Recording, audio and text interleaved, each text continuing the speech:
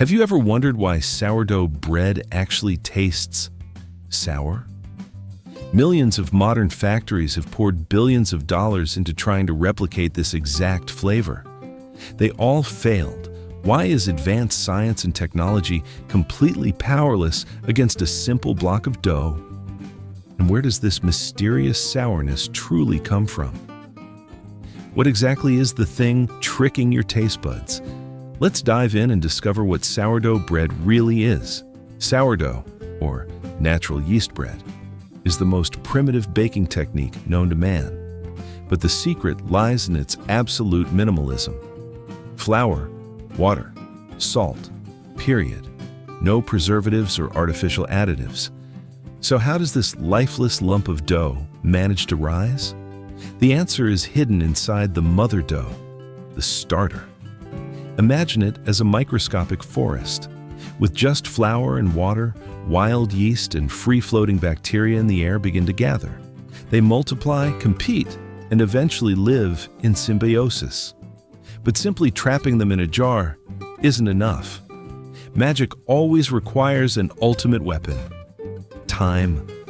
The sourdough fermentation process is incredibly slow. It stretches anywhere from 12 to 36 hours. In the dark, the ravenous wild yeast begins to consume sugars. They release carbon dioxide, inflating the dough from the inside out.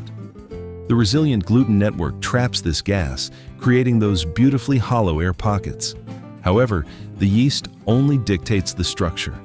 The true soul of the loaf belongs to the lactic acid bacteria. They silently produce organic acids. This acid bathes the dough in a refined, deep, tangy flavor. That is the only logical explanation for the name sourdough. Furthermore, this acid acts as a biological defense mechanism, naturally repelling mold. Not only that, sourdough has a vivid living chronicle written entirely by yeast. Let's travel back to the Fertile Crescent, about 4,000 years ago. Do you think sourdough was a grand invention of human intellect? Not at all. The truth is, it stemmed from pure absent-mindedness. An ancient Egyptian baker left a batch of grain dough outside. Wild bacteria flooded in. The dough bubbled, it puffed up, and when baked, it was incredibly light, airy, and strangely delicious. A happy accident, but one that changed the entire culinary world. It was so valuable that the Egyptians practically used this bread as currency. They treasured it so much that they always saved a piece of raw dough to ferment the next day's batch. The concept of the starter was officially born right then and there. But how did this living fossil manage to manipulate the absolute power of Europe? Look at the Middle Ages. Sourdough was the dominant staple. In France, bakers weren't just cooks. They were some of the most powerful credit brokers around. They literally used bread to issue loans. King Louis IV once left a quote that went down in history. He said, "He who controls a nation's bread is greater than he who controls their souls." However, for Americans, sourdough carries an even fiercer meaning. The year is 1849. The California gold rush explodes. Miners flock to the West. They need energy, cheap and long-lasting. Master bakers from France brought their starters here. They turned San Francisco into the eternal capital of sourdough. You know that unique, one-of-a-kind sourness in San Francisco, right? A science actually had to bow down and give that specific bacteria its own name, Lactobacillus sanfrancisensis. The legendary Boudin Bakery is still maintaining a mother dough from exactly 1849. During the Great Earthquake of 1906, Louise Boudin literally grabbed that very bucket of dough and fled to protect her legacy. And then, look up at the freezing Klondike region of Alaska in 1898. Sourdough was their only hope for survival. To keep the bacteria from freezing to death, miners had to keep jars of starter in their coats. They wore them around their necks. They hung them from their belts. They used their own body heat to incubate the life of the dough. It was so hardcore that the veteran miners in Alaska were eventually just called by one name: sourdoughs. Yet, by the late 19th century, industrialization began worshiping the hustle. The commercial yeast appeared, fast, predictable. Machines only needed a few hours instead of days of waiting. Sourdough was pushed out of the major bakeries, but nature always has a way of waking us up. The year 2020. The global COVID pandemic erupts. Supermarkets are empty, supply chains are broken, people are locked inside their homes. And in that heavy silence, a renaissance began.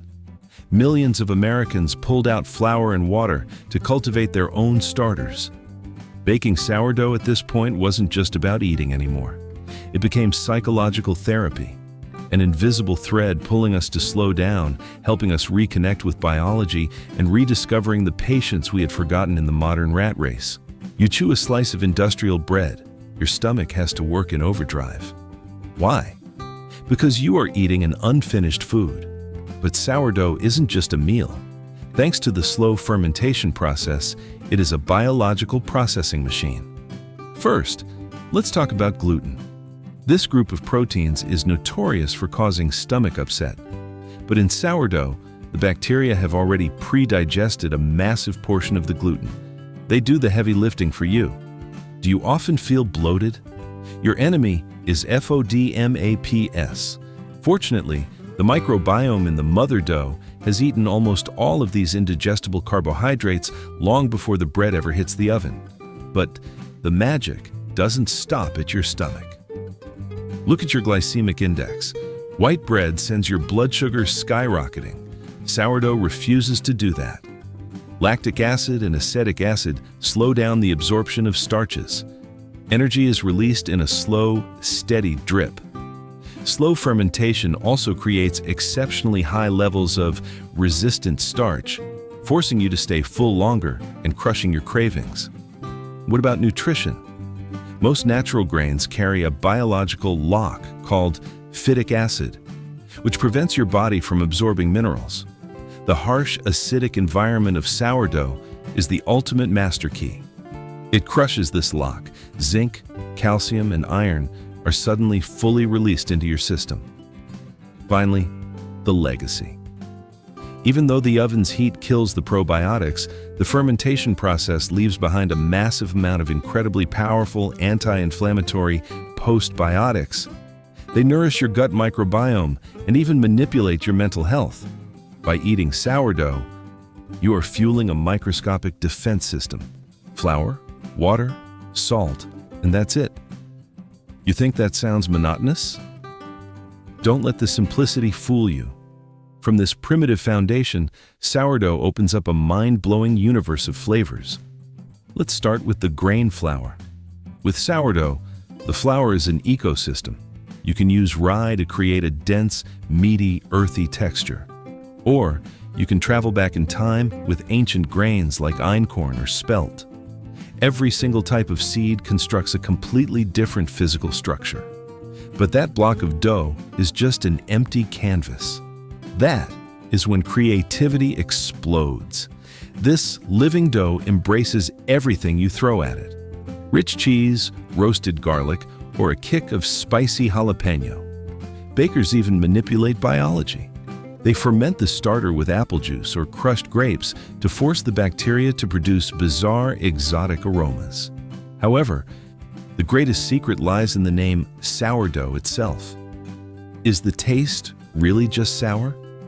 From a molecular perspective, it is a symphony. There are two conductors in charge. Lactic acid brings a mild, yogurt-like tang. Acetic acid wakes up your taste buds with the sharp bite of vinegar. Once in the oven, the heat triggers a chemical explosion, releasing up to 196 volatile compounds. Floral scents, fruity notes, and the sweetness of caramel quietly intertwine. The final puzzle piece that builds the legend is its absolute uniqueness. A sourdough starter literally breathes the local ecosystem. That is exactly why a loaf of sourdough from San Francisco carries a legendary tang that cannot be replicated anywhere else on Earth. Eating sourdough means you are literally tasting the atmosphere of where it was born. Next time you take a bite of sourdough, pause for a second. You are tasting the length of human history and the sheer power of a massive microscopic ecosystem. Sourdough reminds us of one fundamental truth. True masterpieces are never born from the hustle. Time is the greatest chef of all.